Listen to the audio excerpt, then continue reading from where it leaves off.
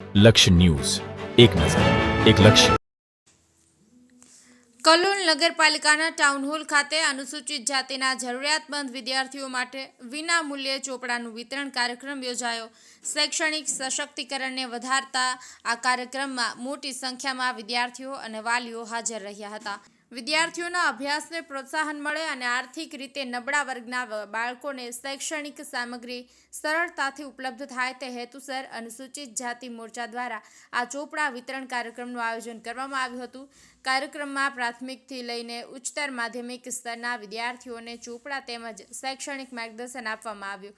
આ પ્રસંગે મુખ્ય મહેમાન તરીકે રાજ્યની મંત્રી દર્શનાબેન વાઘેલા, કલોલના ધારાસભ્ય બકાજી ઠાકોર, શહેર ભાજપ પ્રમુખ જીતુભાઈ પટેલ, તાલુકા પ્રમુખ ભાર્ગવભાઈ પટેલ તથા ગુજરાત અનુસૂચિત જાતિ મોરચાના પ્રમુખ ગૌતમભાઈ ગેડિયા ઉપસ્થિત રહ્યા હતા. મહાનુભાવોએ વિદ્યાર્થીઓને ચોપડાનું વિતરણ કરી અભ્યાસમાં આગળ વધવા પ્રેરણા આપી હતી.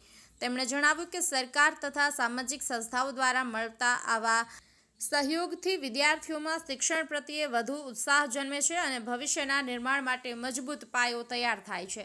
કાર્યક્રમનું સંચાલન તથા સફળ આયોજન અનુસૂચિત જાતિ મોરચાના મંત્રી નિલેશભાઈ આચાર્ય દ્વારા કરવામાં આવ્યું હતું. તેમજ નિલેશ આચાર્ય દ્વારા ઉપસ્થિત મહાનુભાવો તેમજ અનુસૂચિત જાતિના આગેવાનો તેમજ સ્થાનિક આગેવાનો, વિદ્યાર્થીઓ તેમના પરિવારોનો આભાર વ્યક્ત કરવામાં આવ્યો હતો. લક્ષ્ય ન્યૂઝ, સંજય નાયક. દર્શનાબેન વાઘેલા, કલોલના લોકપ્રિય ધારાસભ્ય શ્રી બકાજી ઠાકોર, કલોલ શહેર ભાજપના પ્રમુખ જીતેન્દ્રભાઈ પટેલ, કલોલ તાલુકા ભાજપના પ્રમુખ શ્રી ભાર્ગવભાઈ, કલોલ નગરપાલિકાના ઉપપ્રમુખ શ્રીમતી હિમાક્ષીબેન, દલિત સમાજનું કલોલ નગરપાલિકામાં જે પ્રતિનિધિત્વ કરે છે તેવા કોર્પોરેટર શ્રી મંજુલાબેન મકવાણા, ભાવનાબેન આચાર્ય, કિંજલબેન પરમાર,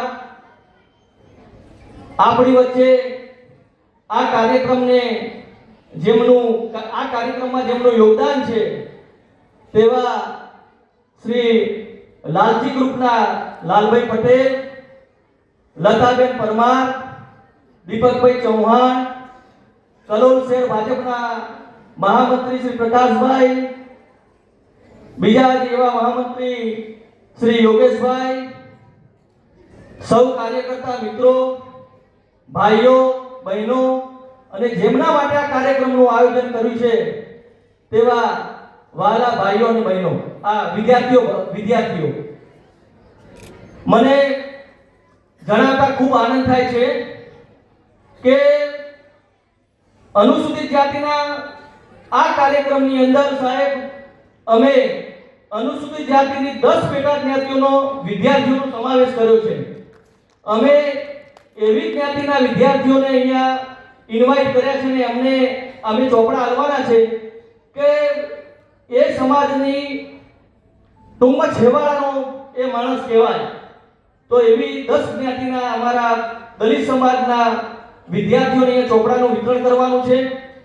બીજું કે આ ચોપડા વિતરણની અંદર અમે સાહેબ ખાસ આયોજન કર્યું.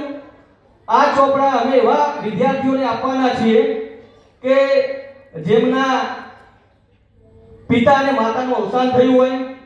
બીજા નંબરે જે બાળકોને પિતાની સગવડતાએ ગુમાવી હોય એવું, અને ત્રીજા નંબરે જે છૂટક મજૂરી કરતા હોય એવા વિદ્યાર્થીઓ.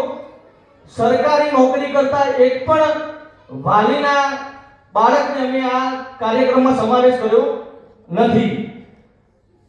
મારે એક નાની વાત કરીને હું મારી વાત પૂર્ણ કરીશ.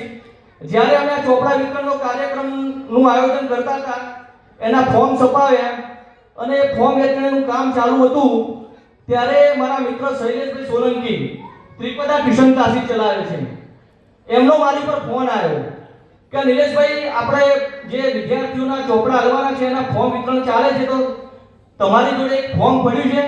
એટલે મેં કીધું શું કામ છે? કે ફોર્મ તો બધા પતી ગયા, હવે ગણતરીના 8-10 ફોર્મ મારી જોડે પડ્યા છે. એટલે કે એક વિદ્યાર્થીની છે એ જરૂરિયાતમંદ છે અને એને મારે ચોપડા આપવા છે. મેં કીધું તમે મારી ઓફિસે આવો. શૈલેષભાઈ મારી ઓફિસે આવ્યા અને એમને મને વાત કરી તો મને આશ્ચર્ય થયું કે એમના ટ્યુશનમાં ભણતી વાળા ઉર્વશી રવિભાઈ, કદાચ એ દીકરી હોય તો ઊભી થાય, વાળા ઉર્વશી આ દીકરી એ 3 દિવસથી બેસી જાય, એ 3 દિવસથી સાહેબ ટ્યુશન નહોતી આવતી. અને જ્યારે શૈલેષભાઈએ કારણ પૂછ્યું કે બેટા તું આ 3 દિવસથી ટ્યુશન કેમ નથી આવતી, તો એને કીધું કે સાહેબ મારે ચોપડા નથી લખવાના, મારે ચોપડા નથી લખવાના. તો મને એવું થયું કે કુદરતે કદાચ આ કાર્યક્રમ એના માટે જ આયોજન કર્યો હશે કે દીકરીને આપણે તાળીઓથી વધાવી લઈએ અને આપણા સમાજના આવા દીકરા કે દીકરીઓ કોઈ શિક્ષણથી ચોપડા વગર વંચિત ના રહી જાય. એના માટે આજે અમે અહીંયા સંકલ્પ કરીએ છીએ કે જે બાળકને જે જરૂરિયાત હોય શિક્ષણ માટે એ અમે પૂરી કરીશું. આજે વિશેષ તો આપ સૌનું અહીંયા સ્વાગત કરું છું. સાથે સાથે અમારા આ કાર્યક્રમની અંદર યોગદાન આપનાર દાતાશ્રીઓ અને આર્થિક યોગદાન આપનાર દાતાશ્રીઓ અને શારીરિક યોગદાન આપનાર મારા મિત્રો સર્વેનો ખૂબ ખૂબ આભાર માનું છું. ફરી એક વખત આપનું હાર્દિક સ્વાગત કરું છું. જય હિન્દ, જય ભારત.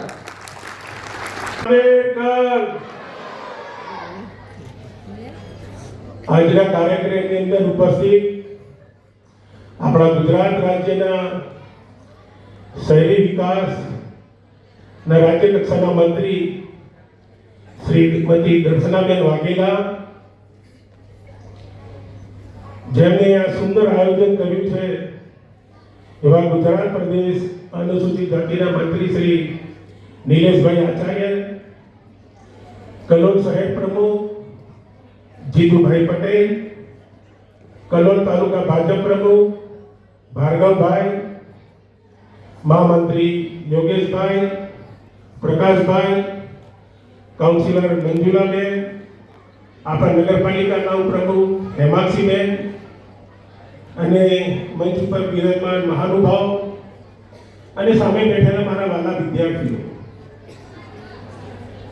આ નિલેશભાઈ આચાર્ય જે આ ભગીરથ કાર્ય ઉપાડ્યું છે એના માટે નિલેશભાઈ માટે જોરદાર તાળીઓ થઈ જાય. નિલેશભાઈ ખૂબ ખૂબ અભિનંદન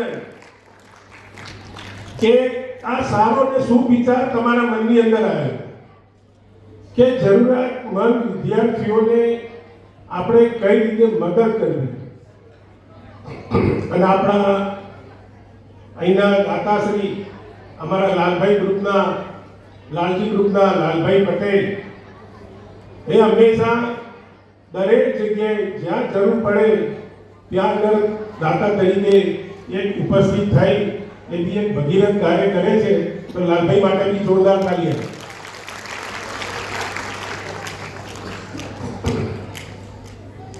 બાબા સાહેબ આંબેડકરનું એક જ એમનું સૂચન છે કે સમાજની પ્રગતિ કરવી હોય અને આપણા દેશના તમામ બાળકોનું ભવિષ્ય ઉજ્જવળ કરવું હોય તો એનું પહેલું પગથિયું છે શિક્ષણ. એટલે અહીં આગળ જે વાલી બધા બેઠા છે એમને પણ તમને વિનંતી કરું છું કે આપણા બાળકોને સારી રીતે ભણાવીએ, સારી રીતે એમનું ટ્યુશન થાય અને સારી રીતે સ્કૂલ જાય અને આપણા સમાજનું ગૌરવ વધારે એવી વાલી અને વિદ્યાર્થીઓને નમ્ર વિનંતી કરું છું. અહીં બોલાવી અમારા બધાનું સ્વાગત કર્યું એ બદલ નિલેશભાઈ આચાર્ય અને મનોજભાઈ સોલંકીનો હૃદયપૂર્વક ખૂબ ખૂબ આભાર. અસ્તુ. ભારત માતા કી જય. જય જય ગરીબ ગુજરાત.